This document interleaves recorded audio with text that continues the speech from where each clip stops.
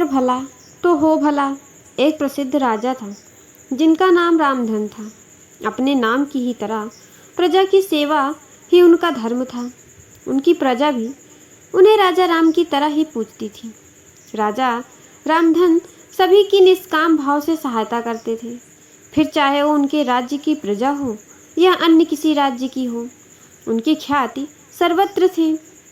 उनके दानी स्वभाव और व्यवहार के गुणगान उनके शत्रु राजा तक करते थे।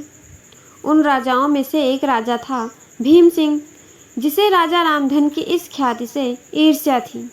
उस ईर्ष्या के कारण उसने राजा रामधन को हराने की एक रणनीति बनाई और कुछ समय बाद रामधन राज्य पर हमला करके भीम सिंह से छल से युद्ध जीत लिया और रामधन को जंगल में जाना पड़ा।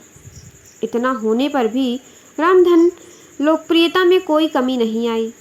हर जगह उनकी बातें चलती थी, जिससे भीम सिंह को चैन न था।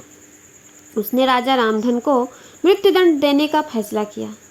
उसने ऐलान किया कि जो राजा रामधन को पकड़कर उसके सामने लाएगा वो उसे 100 सोने का दिनार देंगे।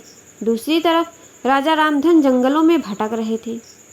तब उन्हें एक राहगीर मिला और उसने कहा, भाई तुम इसी जगह के लगते हो, क्या मुझे राजा रामधन के राज्य की तरफ का रास्ता बता सकते हो? राजा रामधन ने पूछा, तुम्हें क्या काम है राजा से? तब राहगीर ने कहा, मेरे बेटे की तबीयत ठीक नहीं है, उसके इलाज में सारा धन चला गया मेरा। सुना है राजा रामधन सभी की मदद करते हैं, सोचा उन्हीं के पास जाकर याचना करूं।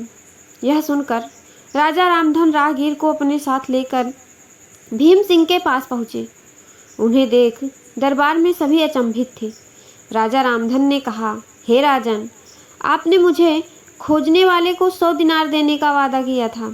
मेरे इस मित्र ने मुझे आपके पैसे आपके सामने पेश किया है, अतः इसे वो 100 दिनार दे दे।